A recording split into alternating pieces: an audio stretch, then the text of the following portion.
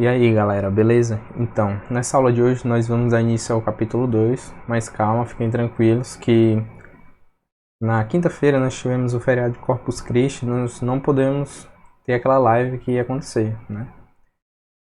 Então, pessoal, nessa quinta-feira a gente revisa aqueles assuntos lá, tá? E vocês já viram, tiveram algumas dúvidas, alguns alunos reportaram para mim algumas questões que tiveram alguma dificuldade e tudo mais. A gente resolve elas e resolve algumas também sobre esse capítulo 2. O capítulo 2 é bem mais simples, bem mais fácil que o capítulo 1, tá? Assim acontece com vocês como pro nono ano também. O capítulo 1 é bem mais complicado de entender e de fazer as contas do que o capítulo 2. No capítulo 2 nós vamos ver basicamente sobre os triângulos, tá? Os tipos de triângulos e umas continhas sobre esses triângulos, tá? O que a gente ganha quando a gente tem algum tipo de triângulo, o que a gente não ganha.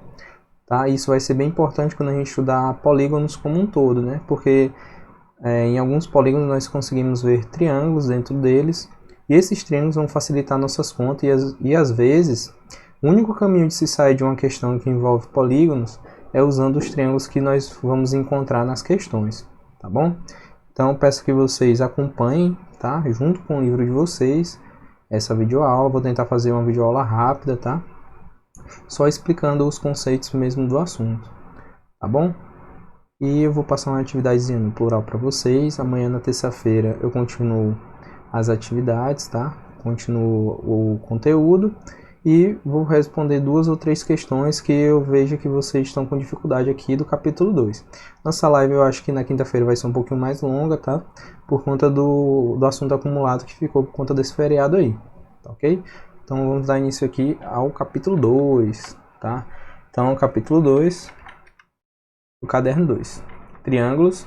Então nós vamos ver o que são os elementos de um triângulo, condição de existência de um triângulo, a soma das medidas dos ângulos internos de um triângulo.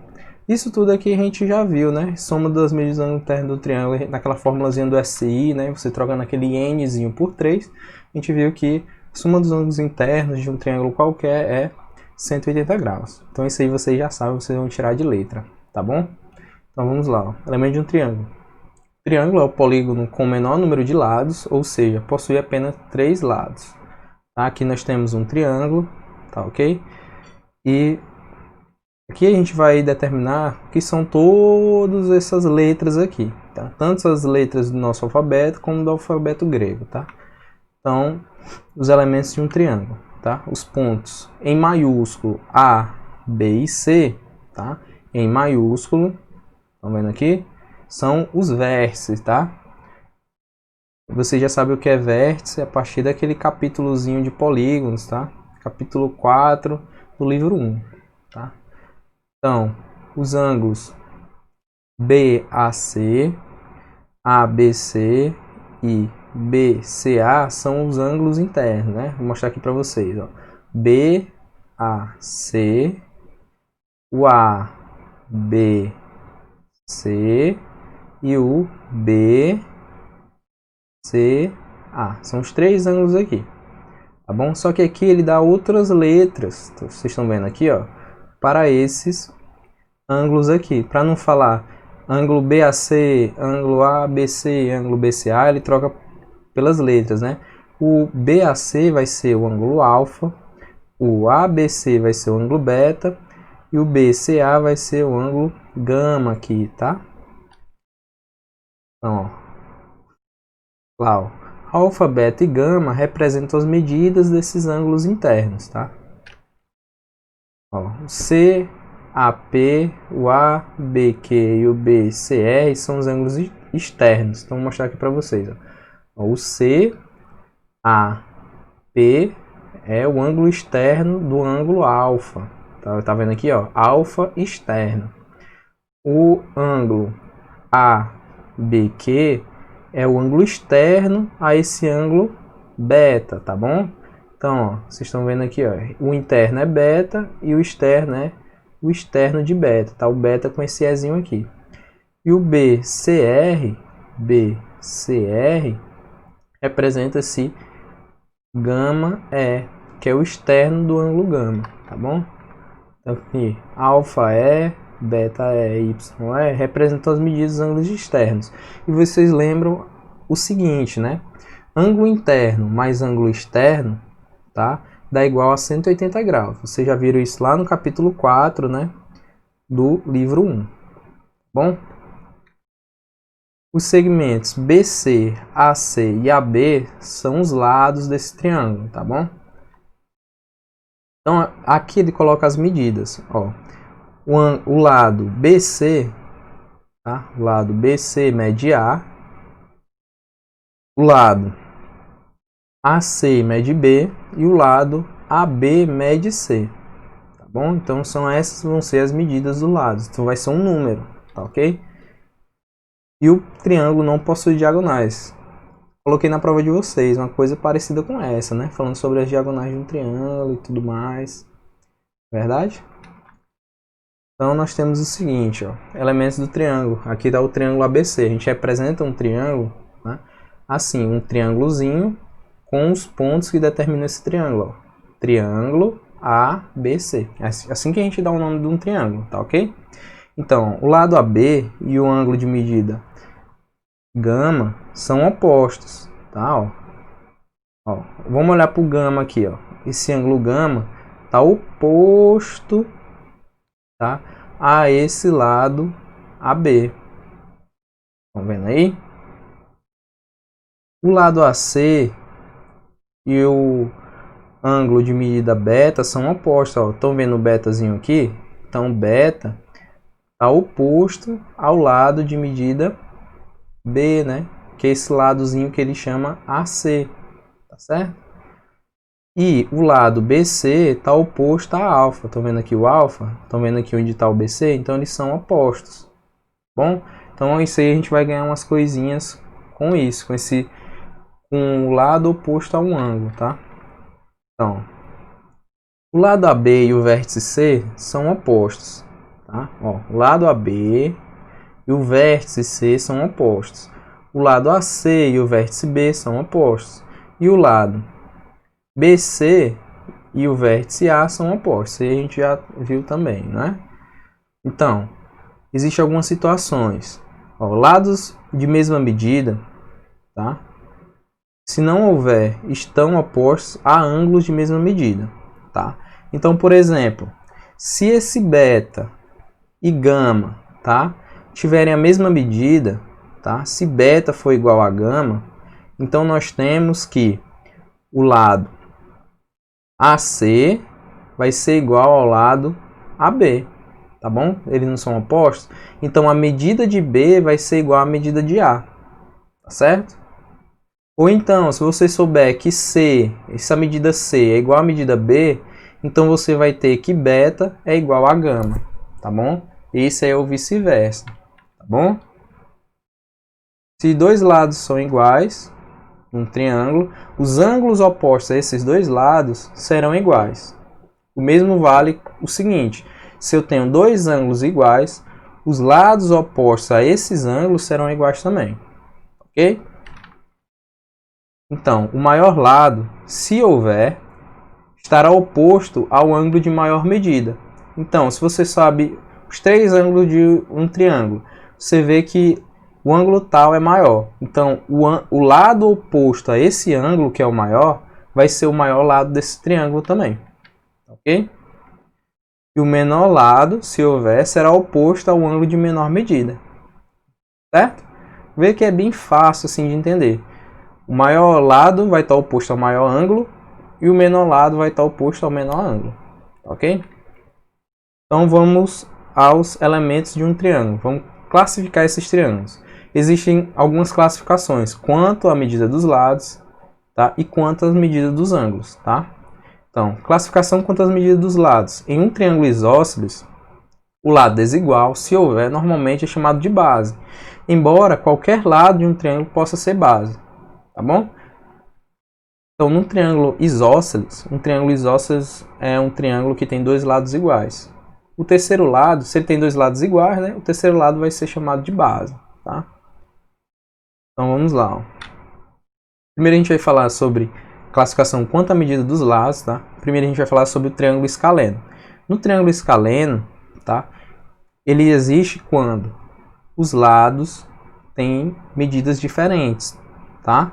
Então nós temos aqui, que nesse triângulo ABC, nós temos que o lado AB é diferente do BC, tá?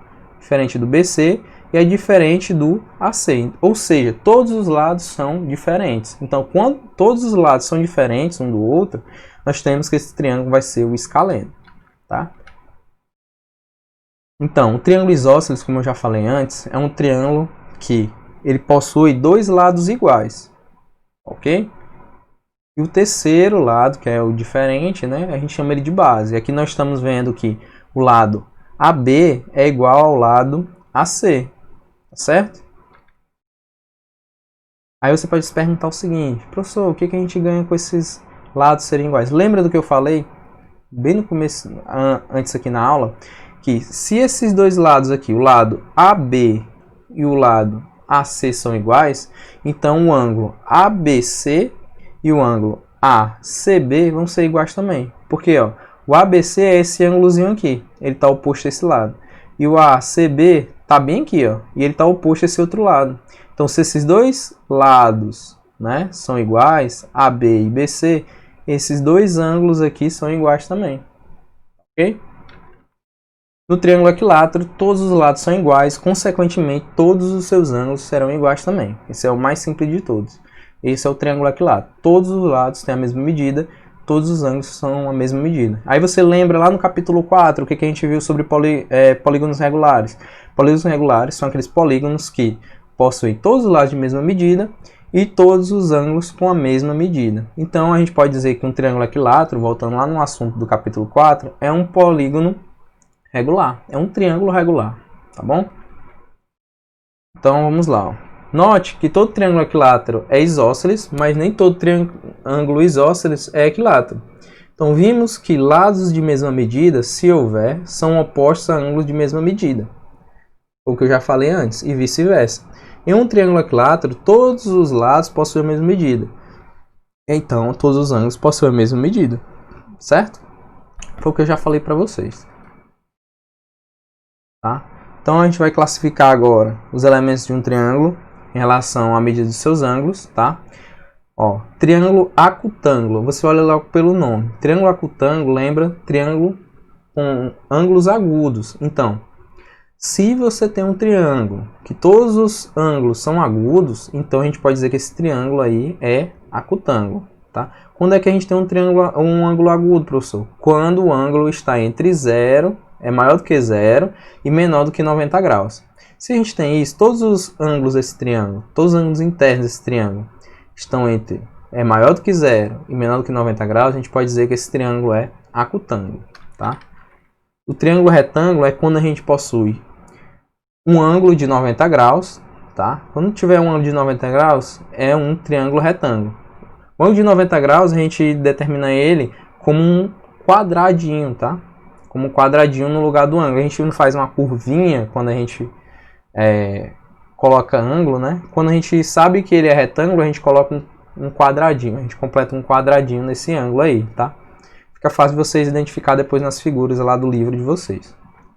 E o triângulo obtusângulo é quando a gente tem um dos ângulos entre maior do que 90 e menor do que 180 graus. Tá bom? Quando a gente tiver um ângulozinho maior que 90, menor que 180 num triângulo, já é obtusângulo. Ok? Agora, vamos lá. Ó. Aqui a gente tem uma figura, tá? De um triângulo retângulo. Tá? E a gente tem nome para esse lado desse triângulo retângulo. Tá vendo como o triângulo retângulo já é especial? Ele tem nome para esses lados dele, tá? Os ângulos de um triângulo retângulo recebem nomes especiais. O lado maior, oposto ao ângulo reto, é chamado de hipotenusa. E os dois outros lados é chamados de catetos, tá bom? Depois vocês vão ver uma relação bem interessante desse triângulo retângulo aqui. E várias questões no 9º ano e mais para frente para vocês vão cair esse triângulo retângulo. É o triângulo mais estudado assim em geometria, tá? Onde saem as questões mais legais. Tá bom? E por último a gente vai ver agora só sobre condição de existência, para não passar o capítulo todo só no slide, né? E não ficar muito longo. Então, condição de existência. Para que um triângulo exista, é necessário que a medida de cada lado seja menor do que a soma dos outros dois lados. Então nós temos aqui que A, né, é menor do que B mais C, ou B tem que ser menor do que A mais C, ou C tem que ser menor do que A mais B. Ah, professor, mas eu quero fazer aqui o seguinte. Vamos imaginar aqui que nós temos um triângulozinho e tem os seguintes lados. Imagine aí. Um lado mede 2, o outro mede 3 e o terceiro lado mede 6. Isso seria impossível, porque 2 mais 3 dá 5 e o outro lado mede 6. É isso que não pode acontecer. Tá bom? A soma de dois lados tem que ser maior do que o terceiro lado. Tá? Não pode existir isso que eu estou falando. Tipo assim, eu tenho um triângulo com lado 2, o outro com lado 3. Tá? E o terceiro lado mede 6. Certo? Isso não pode acontecer. Tá bom? O terceiro lado tem que ser menor do que a soma dos outros dois. Qual a condição de existência para esse triângulo de lado 2 e o outro lado 3? Vê que a soma não dá 5? Então o terceiro lado tem que ser menor do que esse 5. O outro lado tem que medir pelo menos 4. Tá bom? Então a soma dos ângulos internos a gente vai ver depois, tá? Na próxima aula. Que vai usar um pouquinho mais de cálculos, um pouquinho mais de empenho de vocês para aprender isso, tá? Vai ter questões bem mais difíceis do que a gente viu lá no capítulo de polígonos. E também o nosso vídeo já está ficando um pouco longo demais do que eu gostaria, tá? Já estamos com 17 minutos, eu acho que já está ok. Eu quero dar só falar umas coisas para vocês, tá? Então, quinta-feira, live para a gente tirar as dúvidas. Por favor, tentem fazer as questões de verdade. Qualquer coisa, vocês tá só com uma duvidazinha pontual. Não, só isso aqui que eu tô precisando. Joga lá no grupo. Peço que você jogue no grupo, não jogue tanto no meu particular, porque às vezes eu respondo a mesma questão, dou a dica da mesma questão para 3 e 4 pessoas diferentes. É legal que vocês coloquem no grupo, eu responda lá no grupo, que mais pessoas veem essa dica e eu já consigo responder várias pessoas de uma vez só, tá? Porque tem dia aqui que meu WhatsApp tá cheio e eu gosto de responder as pessoas rápido. Às vezes teve gente que eu esqueci de responder o Isaac. Eu abri a mensagem e não respondi, porque tinha mensagem demais, acabei esquecendo, tá? E aqui eu tenho outras coisas para resolver, tem que editar vídeo, esse negócio todo vocês já sabem, né? E essa semana também eu vou corrigir o livro de vocês e as provas, né? Então, pessoal, quinta-feira live. Amanhã, terça-feira, Pense Matemática, mais um videozinho, a gente terminando logo esse capítulo. Eu quero encerrar esse capítulo, a teoria desse capítulo logo, pra gente ficar só nas questões, depois fazer a prova tranquilo, todo mundo tirando nota boa, todo mundo feliz com a nota, tá bom? Então é isso, muito obrigado pelo vídeo, até a próxima, galera.